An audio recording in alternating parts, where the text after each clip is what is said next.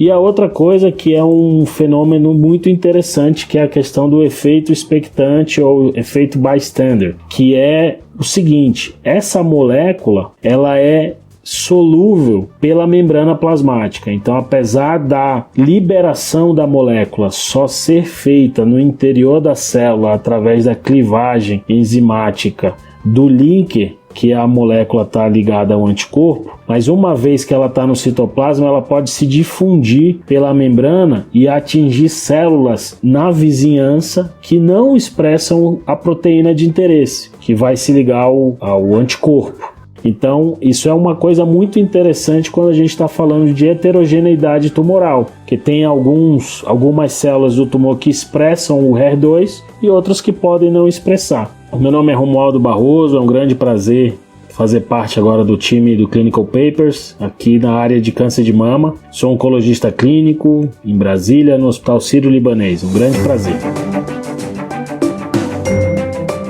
Os melhores papers publicados, interpretados a fundo por um time de especialistas em oncologia. Seja muito bem-vindo a mais um episódio do Clinical Papers Podcast.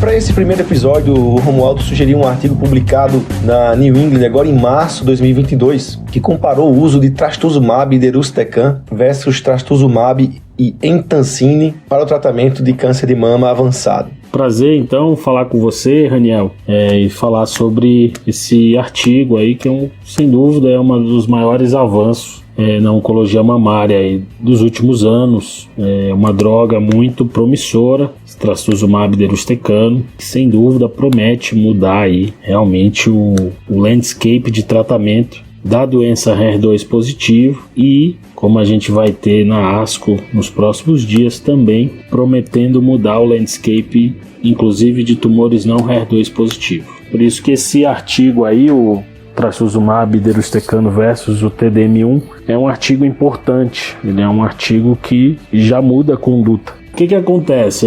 A gente está vivendo uma mudança, né? Uma mudança, na verdade, uma consolidação do panorama aí vamos dizer assim, da formatação de estudos clínicos, né? Então a gente sai de uma era aí dos anos 80 e 90, que os estudos clínicos eles eram basicamente desenhados e conduzidos pelos grupos cooperativos, e a partir do século 21, né, realmente a indústria chega com muita força e dinamizando toda essa linha de produção, vamos dizer assim, de clinical trials. E o Destiny, ele é, vamos dizer assim, uma linha de produção mesmo. Todos os trabalhos relacionados a essa droga, eles têm essa nomenclatura, chama Destiny, e aí a gente tem o Destiny Breast 01, até hoje, se não me engano, tem até o 12 já em andamento. Vai ter também o Destiny Lung e o Destiny Colon e o Destiny Pantumo, que também são para indicações agnósticas. Então esse é um detalhe interessante, é uma linha de produção mesmo. E só para contextualizar, essa molécula, hoje ela é desenvolvida em parceria por duas companhias. Uma chama Daiichi Sankyo e a outra a AstraZeneca. Então elas firmaram um acordo comercial para o desenvolvimento conjunto da molécula. Então a gente está vendo realmente aí uma série de estudos clínicos em larga escala para desenvolvimento dessa droga. E esse é o Destiny Breast 03. Só para contextualizar, a gente já teve o Destiny Breast 01, que foi um fase 2. O fase 2 era um estudo de braço único em pacientes com câncer de mama HER2 positivo politratados. Eles deveriam ter recebido pelo menos aí uma combinação de regimes contendo taxano, trastuzumab e TDM1. Então é para uma linha mais posterior. E os resultados do Destiny Breast 01 foram muito promissores, uma taxa de resposta que beirava os 60% numa população politratada. Então, baseado nos dados do Destiny Breast 01, começou-se aí essa linha de Destinies. Então, esse é o Destiny Breast 03, que é um estudo realizado em, vamos dizer assim, segunda linha. É para uma população basicamente previamente exposta a uma combinação de trastuzumab trastuzumab e taxano. Não era obrigado a receber pertuzumab, então era um estudo cabeça a cabeça com o TDM1, que até então era a segunda linha padrão para essa doença. O TDM1 é o trastuzumab ligado à entanzina. Esse T é de trastuzumab. E o TDXD é o trastuzumab deruxtecano. Essas moléculas são conjugados anticorpo-droga. Sensacional isso aí, hein? É legal quando você entende essas discussões, né? A gente tem uma linha de papers que vão, tipo, um monte de nome, né? Sei lá, regata, não sei o que usam essas siglas, né? E agora você está me falando que existe uma linha. E realmente tem uma linha Keynote, Destiny, né? São linhas que realmente estudam determinada droga. Isso é legal, em várias áreas. Os melhores papers publicados e interpretados a fundo por um time de especialistas em oncologia. Esse paper aqui tem uma introdução bem tranquila. 20% das pacientes são HER2 positivo. A gente sabe que isso tem impacto em sobrevida. A gente sabe que o tratamento com trastuzumab é uma coisa consagrada. Aí você está me dizendo aqui, tem um estudo anterior que está em paralelo vendo essa associação trastuzumab com o deruxtecan, que a gente sabe, na introdução também ele fala, olha, tem um estudo, o Emilia Trial, que usou o trastuzumab e o entancine, e que realmente aqueles pacientes que progrediram em segunda linha, esse tratamento é legal. E aí o autor falou, caramba, eu tenho um fase 2, que é o Destiny 1, que tem um bom resultado com o trastuzumab e deruxtecan. Eu tenho esse, que é um tratamento, vamos dizer, padrão hoje, como segunda linha, para o trastuzumab e o entancine. Vamos comparar um com o outro e ver o resultado clínico. É esse o estudo, certo? O estudo é um estudo bem simples e elegante pela simplicidade dele. É um estudo de fase 3, randomizado, que pergunta como objetivo principal avaliar a superioridade do trastuzumab deruxtecano versus o tratamento padrão de segunda linha para essa doença, que é o TDM1. Esse tratamento de segunda linha padrão ele foi estabelecido através dos estudos Emília e Teresa, que mostraram que fazer TDM1 era superior a fazer quimioterapia de escolha do investigador, ou especificamente falando do Emília, a combinação de Xeloda com lapatinib. Então, a partir desses estudos, o Emília e o Teresa, o TDM1 virou ou se tornou a terapia padrão de segunda linha após tratamento prévio com trastuzumab, pertuzumab e um taxano. E o Destiny Breast 03 vem testar a hipótese da superioridade ou não do trastuzumab deruxtecano nesse cenário. Show, Romualdo. Agora, vamos supor, eu não trato muito disso e aí eu tô curioso aqui para saber qual o conceito dessas moléculas.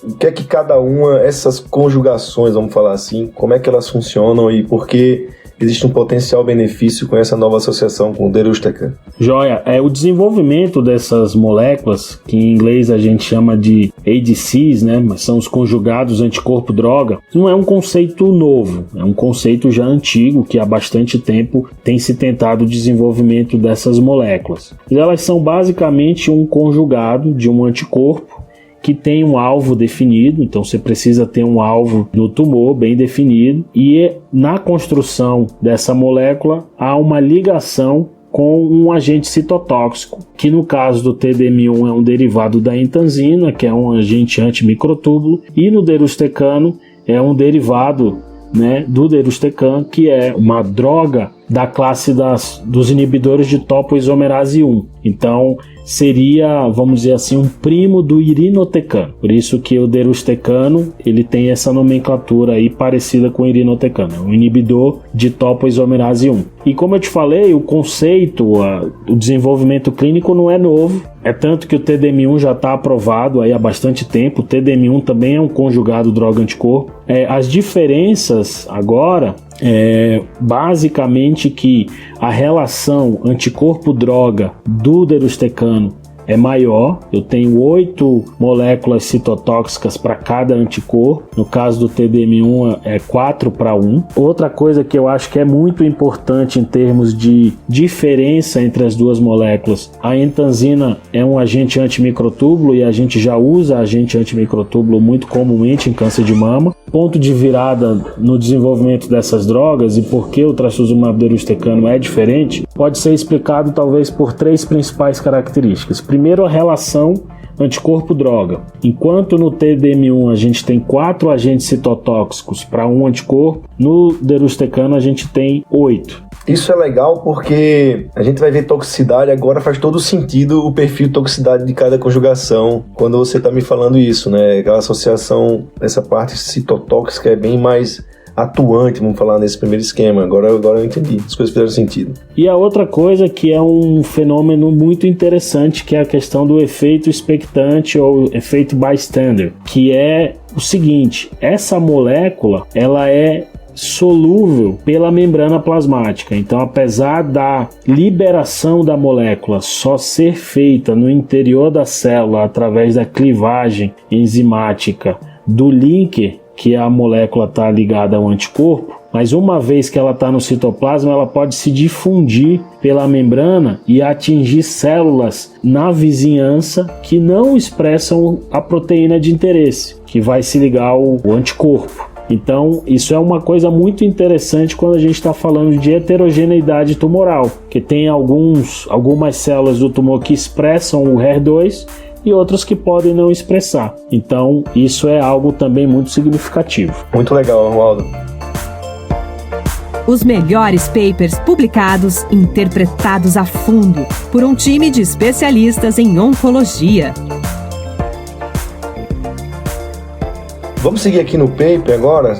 Então você começou falando no estudo fase 3, e os critérios de inclusão são pacientes HER2 positivo, né, com câncer de mama metastático ou não ressecável, que progrediram após uma primeira linha. Geralmente essa primeira linha é com pertuzumab ou trastuzumab mais ou menos um taxano, não é isso? Ou progressão após neoadjuvância, num período aí que o autor fala menor do que 6 meses. Na verdade, essa questão temporal aí da progressão, ela é muito mais importante para a gente definir o que a gente vai fazer de linha subsequente. Quando a progressão é muito próxima ao término da NEO ou da adjuvância, eu vou evitar as mesmas drogas que eu usei nesse período, porque eu vou entender que há uma refratariedade a esse esquema. Então a gente usa aí algo em torno de 6 a 12 meses para não reexpor o paciente ao mesmo esquema, entendeu? Então, se a progressão é muito próxima, eu vou evitar o que eu dei na neoadjuvância ou na adjuvância, entendeu? Se for depois de 6 meses, ele vai fazer o mesmo esquema de novo, ele vai fazer duplo bloqueio com quimioterapia. Então, esses pacientes não seriam elegíveis para esse estudo, porque esse estudo é de segunda linha. Então, fizeram uma randomização de 1:1, estratificando por alguns grupos, né? Um status do receptor hormonal, positivo ou negativo, o tratamento prévio com pertuzumab e história de doença visceral. Existe uma questão sobre metástase cerebral, que ela tem que ser uma doença estável, né, previamente ao tratamento dessas metástases. E aí tem um critério de exclusão,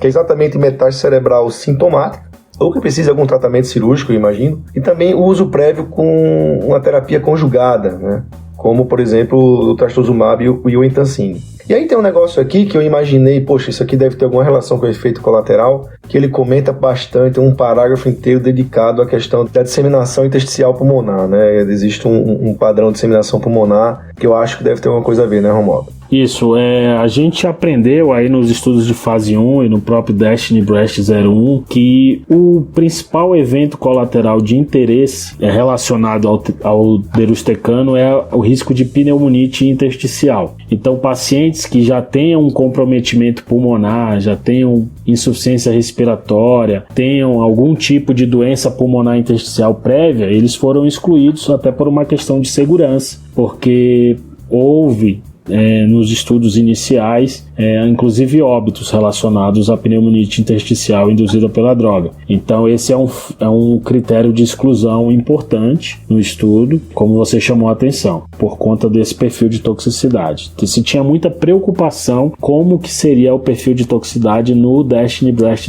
03 por conta dessa questão anterior do risco de pneumonite. Show. E aí você já falou que é uma droga que ela é produzida por 2 empresas, né? Mas existe também um parágrafo só dedicado a isso. Eles tiveram um cuidado de fazer um comitê independente, obedecer alguns critérios éticos de pesquisa, como o Tratado de Helsinki, né? Eu acho que vale a pena depois a gente fazer até um podcast sobre isso, essa evolução ética dentro da pesquisa. É lógico que num trabalho patrocinado todo mundo fica ali levantando a orelha, mas a gente vai ver que pelos resultados era impossível fazer um trabalho desse que não fosse patrocinado, e existe um resultado muito convincente pra gente duvidar de alguma coisa, apesar de ser produzido pela indústria. Então esse é um dos poucos estudos que eu tenho pouca crítica a fazer sobre isso.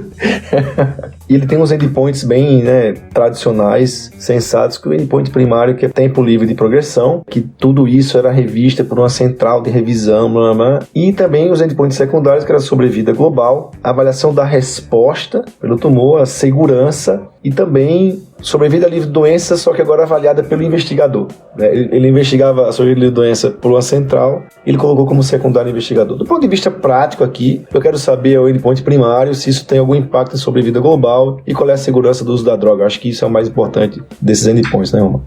Classicamente os estudos na doença metastática, eles acabam escolhendo como endpoint sobrevida livre de progressão. Até assim, a principal justificativa em relação a não escolher sobrevida global é que os patrocinadores, seja da indústria ou não, eles não têm como garantir o que o paciente vai receber após o término do estudo, e essas medicações após podem influenciar na sobrevida dos pacientes. Então, se aceita a sobrevida livre de progressão como um endpoint intermediário aí, que tem uma associação com sobrevida global. Mas obviamente que sobrevida global acaba sempre entrando como um endpoint secundário chave, e muitos estudos mais recentemente têm colocado isso como um endpoint coprimário. Tamanha é a importância da sobrevida global. Como a gente pode ver no Destiny Breast 03, e acho que até isso que você não tem crítica, é porque a gente está acostumado em oncologia a ver ganhos muito modestos, né? Que a gente chama de ganhos incrementais, de pouquinho em pouquinho você vai melhorando. Mas esse estudo não, ele não deixa nenhuma dúvida que essa droga é superior ao TDM1. Né? Você pega o hazard ratio aí de sobrevida livre de progressão, hazard ratio de 0,28 mais ou menos, então com uma superioridade aí de 70% em relação a outra droga. As curvas realmente estão bem separadas, e com endpoints secundários também mostrando bastante consistência a favor da superioridade dessa molécula, já com ganho de sobrevida global, mesmo com uma tendência muito forte, já com pouco tempo de follow-up e com uma taxa de resposta impressionante.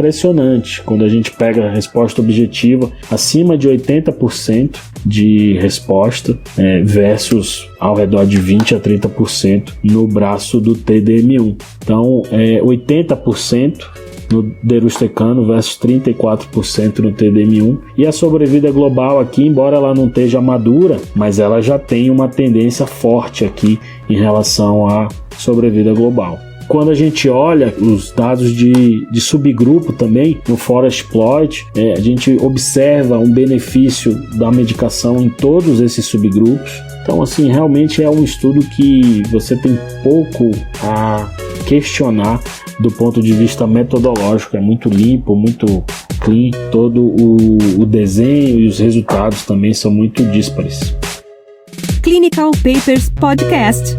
A medicina que você faz hoje pode não ser a de amanhã. Mantenha-se atualizado com o Clinical Papers Podcast.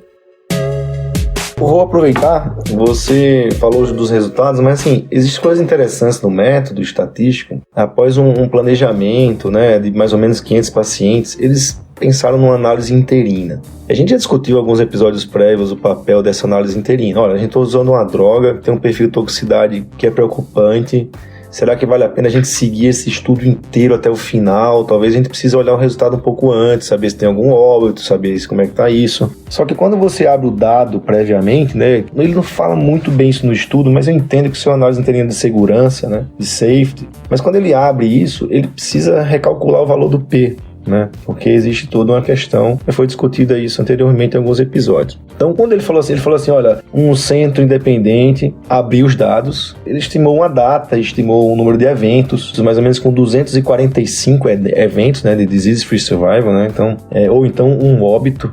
Então, por exemplo, se tivesse um óbito, eles iam abrir os dados para ver o que estava acontecendo. E isso foi tranquilo.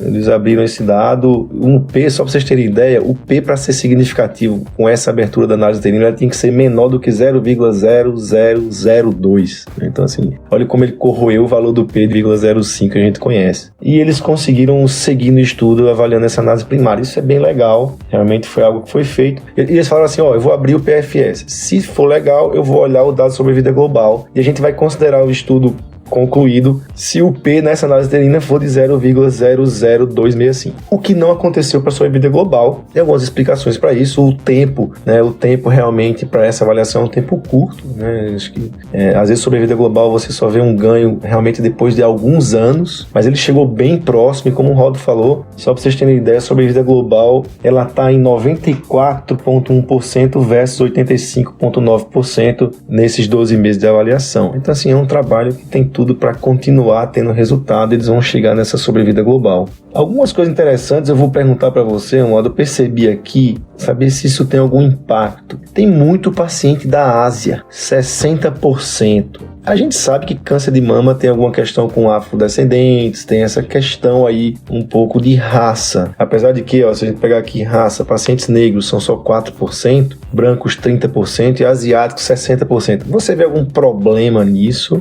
Se você falou aqui, todos os subgrupos foi ok. No entanto, se um subgrupo tem um benefício muito grande, ele pode contaminar o resto, né? Isso aqui é só uma fosforilação, ok? Eu queria saber se você vê algum problema nesse sentido ou não. É uma observação interessante, Raniel, mas de uma maneira geral não vejo isso como um grande problema pela consistência dos dados, de uma maneira geral. Os dados do Destiny Breast 01 são bem impressionantes, também. Os dados do próprio fase 1 são muito interessantes. Então não acho que isso vai ter a significância para contaminar, porque a diferença é muito grande. Se fosse algo um pouco mais próximo, algo mais limítrofe, seria algo que eu talvez me preocupasse. Mas diante dos resultados gerais do estudo, eu não acho que isso tenha nenhum grande impacto. A gente vai ver com os outros programas de Destiny, a gente vai provavelmente ver a alocação de pacientes mais, vamos dizer, bem distribuída, e talvez o motivo principal dessa quantidade de 60% na Ásia é porque a droga é de uma companhia japonesa e o desenvolvimento da droga começou no Japão. Provavelmente os primeiros centros que abriram foram lá no Japão e talvez isso seja a explicação.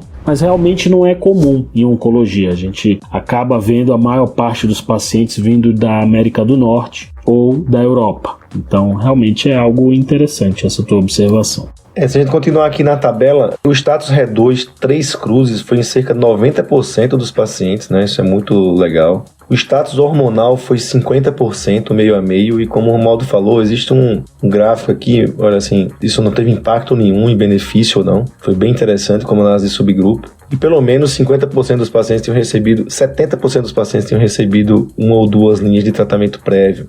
Eu tenho uma informação também sobre resposta, né? Então, por exemplo, taxa de resposta, seja resposta parcial ou resposta completa, foi 80% no braço deruxtecan versus 34% no braço entancine, né? Com 16% de resposta completa no braço deruxtecan versus 8,7% no braço do entancine, que realmente mostra uma eficiência muito grande dessa droga. E com progressão de doença em apenas 3 casos de 261, que deu 1%, no braço do deruxtecan versus 17% no braço entancine. Então a gente vê realmente um efeito dessa associação muito impressionante, um hazard ratio de progressão de doença de 0,28. Cara, eu nunca vi isso assim, em estudo nenhum. Assim. Realmente eu estou impressionado, eu não trato mama, mas eu estou impressionado com o resultado desse estudo. Legal. E Raniel, agora acho que um dado importante, né, uma medicação relativamente nova que entrou no mercado faz pouco tempo, então é muito importante discutir a parte de toxicidade, como a gente faz a transposição aí do fase 3 para a vida real. Então, como eu falei, a medicação é um derivado, ela tem na sua molécula um derivado do exotecan, que é um inibidor de topoisomerase 1.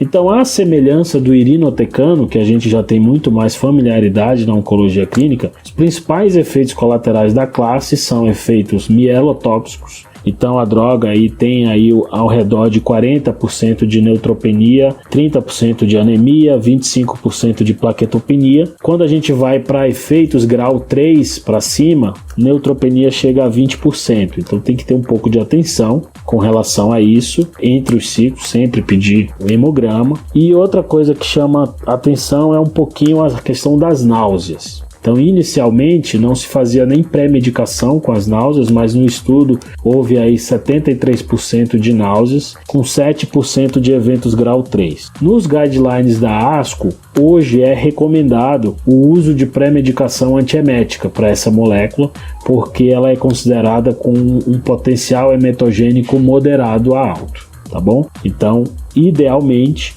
você deve usar aí pelo menos dexametasona e um inibidor de 5-HT3.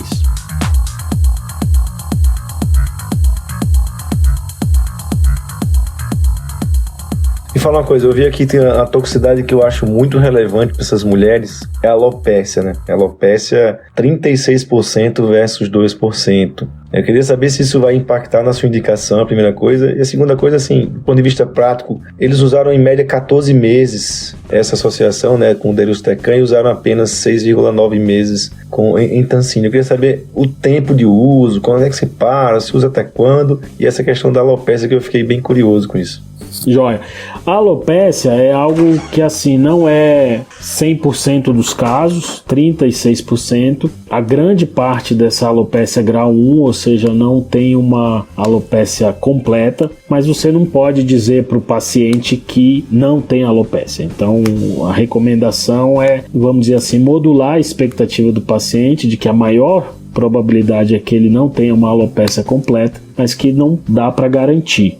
Quando a gente olha o dado em si, Raniel, obviamente que a decisão final sempre é do paciente, né? Mas eu acho que os dados de eficácia são tão significativos que isso vale a pena frente aos riscos de toxicidade. E na verdade a toxicidade que mais preocupa é o que a gente já falou, a questão da pneumonite intersticial. Então, a recomendação atual dos guidelines é que você reavalie os pacientes com tomografia de tórax a cada 6 semanas, porque houveram casos de óbito relacionados à pneumonite de baixa frequência no estudo. Então, nesse estudo atual, a taxa de pneumonite foi ao redor de 10%, mas com eventos graves, grau 3 para cima, ao redor de 1 a 2%. Então, aquele maior temor não se concretizou. E muito desse melhor cuidado é por uma investigação mais precoce e bem vigilante, ou seja, realização de tomografias a cada 6 semanas. A maior parte dos casos de pneumonite acontece nos primeiros 12 meses. E com relação a tempo de tratamento, a gente ainda não tem uma resposta, a droga é relativamente nova. A recomendação atual é manter o tratamento até toxicidade limitante. Então, a gente dificilmente vai suspender um tratamento de alguém que está tendo benefício antes de 2 anos se o paciente não tiver nenhuma toxicidade. Bom, Maldo, eu adorei esse episódio. Eu sempre brinco aqui que eu sou o cara que mais aprendo com os podcasts, porque eu sou muito curioso, cara, com oncologia, e eu faço muitas associações entre todas as doenças, e realmente é algo que você falou aí, né? Vai ter o Destiny Colon, coisa que me interessa um pouco mais. Mas, cara, eu fiquei impressionado, muito conhecimento. Esse episódio realmente muito rico. Eu achei incrível. Putz, muito obrigado, eu espero que você continue com a gente aí, fazendo esse trabalho tão bacana. Eu que agradeço o convite, Daniel, sem dúvida, é o primeiro de muitos aí. Vamos em frente e vamos disseminar o conhecimento aí em câncer de mama com Clinical Papers.